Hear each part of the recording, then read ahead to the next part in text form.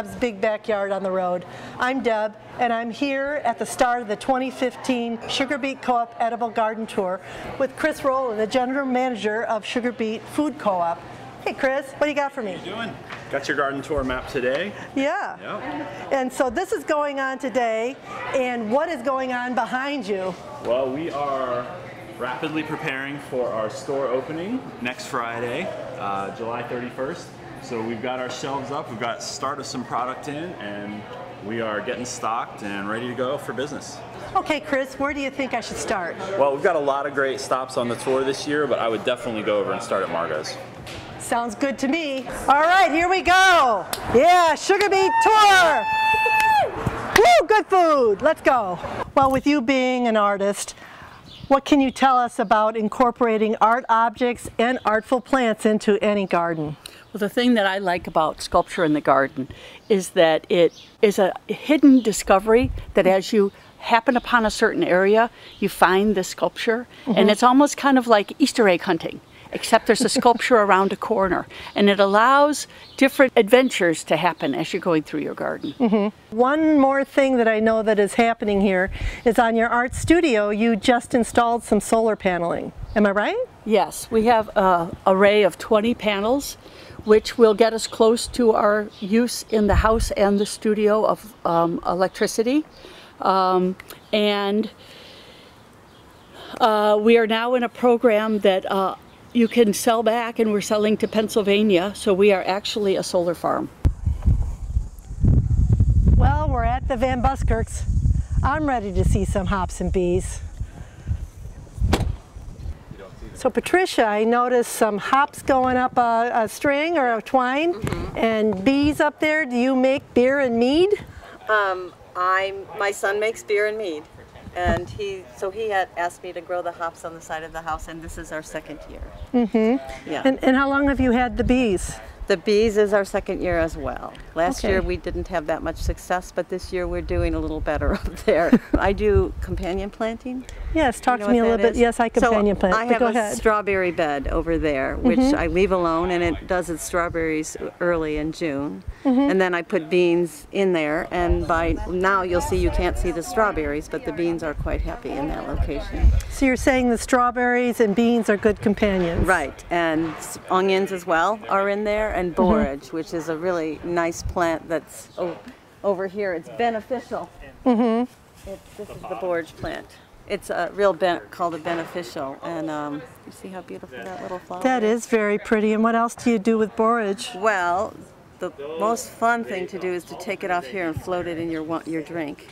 That'd be very pretty. It's very edible. Oh, it's a little prickly. Yeah, this is prickly. It tastes like cucumber, and this actually has a lot of herbal properties, this cucumber. And I've grown it for a long time, but I didn't know that it has these properties, so I'm just new into that this year. Sure. But you can put this in your food processor and make, well, someone said a cheese ball. I'm not sure I'd be into a cheese ball, but you know, you can cut it up and it gives a very cucumbery flavor. And it's, well, it has a lot of properties that I can't recall all right now. Sure. But, oh, num. Can I taste one? Yeah. Okay. Flower. Okay. Taste that. Oh, okay. Let's see. Here we go. 1, 2, 3. Oh, wow, that's really good. I think I want to go to Pam Todd's next. She grows all those natives for the bees, the butterflies, the birds, and the other beneficial insects.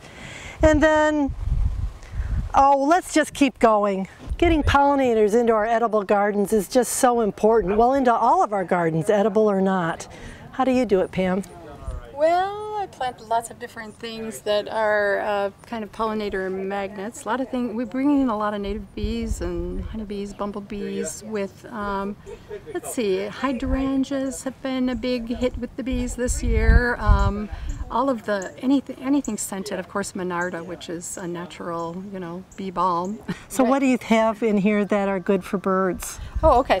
Well, the cup plants, if you like goldfinches, they are just drawn to the cup plants. They love to eat the seeds in the fall. The migratory species, of course, are important. And also the cup plants are kind of fun. They call them cup plants because they collect water. And there's one thing I do want you to address, because everybody's talking about the monarchs and they're talking about planting milkweed. What do you think about that?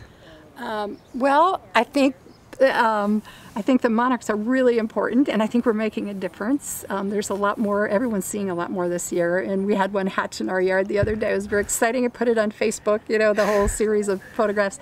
And we're seeing a lot of monarchs and seeing eggs, and I think everybody's seeing a lot more this year. Hey, Rich. Hey, Deb. Welcome to our the Cordish's fruit and vegetable farm.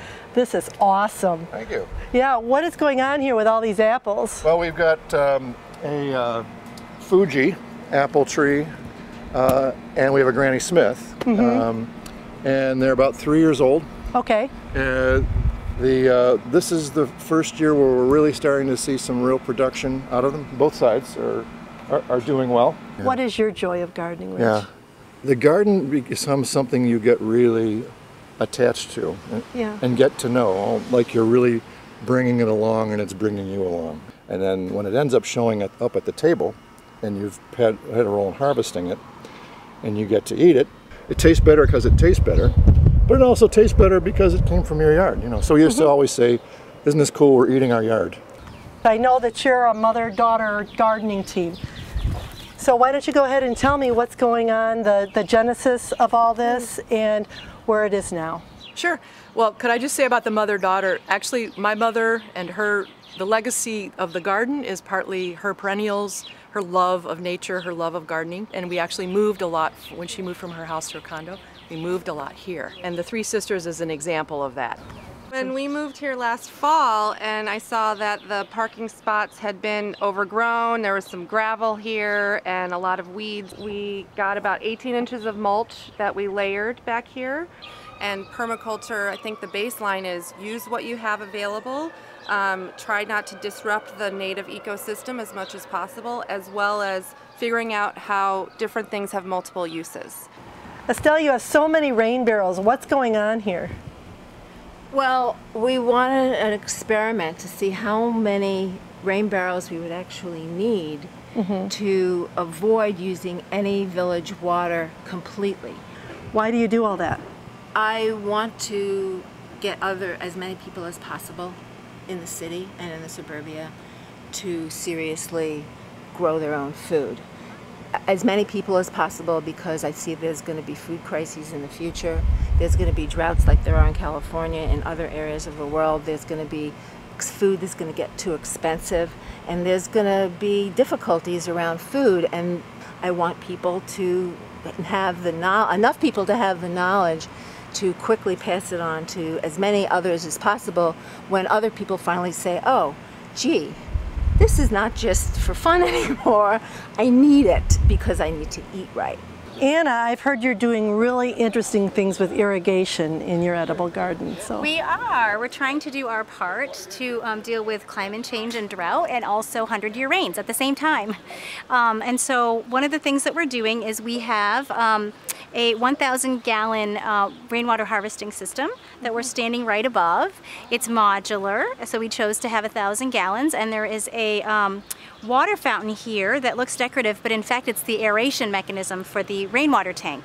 The tank is also connected to a pump, which allows us to have some momentum to push the water up and use it on a hose or on a sprinkler as you would your normal watering. And the plants love the rainwater much better than they love the chlorinated water that we use in our homes. We also have something called a bioswale, which isn't meant to necessarily contain water, it's meant to move water. And that's on the south side of the house, alongside, it's linear. And what it does is it absorbs water, it also has plants in there, and so it will absorb. But any overflow, it will move, it's pitched, and it'll go towards the street, keeping it away from my foundation and from our basement and all of that. So this is a gorgeous space brimming with life. So we have our native plants over here for the wildlife, local wildlife, insects and whatnot. And then behind us, we have our vegetable garden, where we have some of the beds are intensively planted with shorter crops like lettuce and beans and carrots and things that can be planted close together and do well together. I'm also noticing some free-ranging chickens here. Well, they're not completely free-ranging, but they're out now. But we let them walk. We let them out now and then to stroll around and eat and take dust baths. And but they do tend to get into things quite frequently. And Do they have names? they do have names, but I do not know them. Oh, The children have named them, and I've forgotten their names. You've forgotten their names, Chicken and Chicken? Chicken and Chicken. So what are their roles in the garden, these chickens? I use them quite aggressively in the fall when I spread the compost from my compost bin over my beds. They do a really nice job of mixing everything up. They can move a significant amount of soil. So I let them back in there. I let them stay there for, a week. Well, I'll let them in and out each night, but they'll mix up those beds and stir that compost in with the other soil. Sure. Do you consider yourself an urban farmer? I do consider myself an urban farmer. Tell me why. Well, I haven't been to the farmer's market in a long time because everything we need, or most of the things we need with exception of fruit, we get largely from this little plot back here. Well, I've saved the best for last, Cheryl. What is going on here in this community garden? Thanks, Deb. This is called the Cheney Mansion All Ages, All Abilities Garden. And it really started because I saw that they had this beautiful space on the north side of Cheney Mansion where food had been grown in the past. And there really was an opportunity to take over these garden beds with community partners and grow food that will be harvested and donated to the food pantry. So clearly I can't do this all on my own, and so I enlisted volunteers through the support of community partners such as Oak Leiden, WSSRA, Opportunity Next. We also have support from Concordia's Gerontology Center and through the Township Senior Services, and we also have a really great lending library, a tiny library from the library system in Oak Park. So it really is a collaborative garden that addresses the need for gardening opportunities for people with all abilities and every age.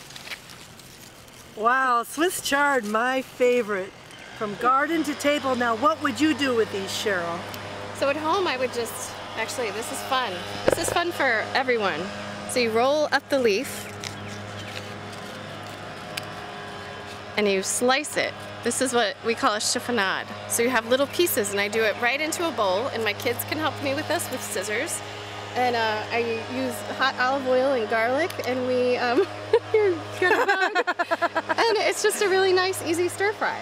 Yes. Yeah, absolutely. So you can eat the whole plant, you can eat the stem too, so I just chop it up right into the pan. And yeah, that's how we cook at home together. Okay, well that's what I'm going to do when I go home. I'm going to harvest my Swiss chard, and that wraps it up for Deb's Big Backyard on the road. I'm Deb. I'm Cheryl Munoz.